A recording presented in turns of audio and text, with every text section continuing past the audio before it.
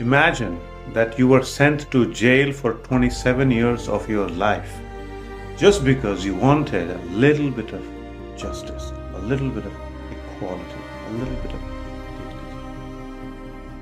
Yeah? And then the situation outside changes and you become free. You come out. Wouldn't you want to punish the perpetrators of the crime who took almost 30 years of your life? Wouldn't you want them to feel the same way that you felt? But not Nelson Mandela. He chose reconciliation over revenge because he wanted to take his country peacefully towards being a democracy. And he was successful. Yeah? So that is what great people do. They forget, they forgive, and they believe in taking everybody along.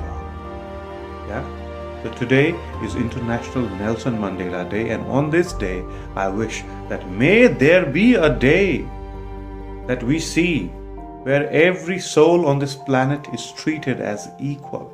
Every soul on this planet has a life of dignity. Yeah? May all of us be blessed. Take care.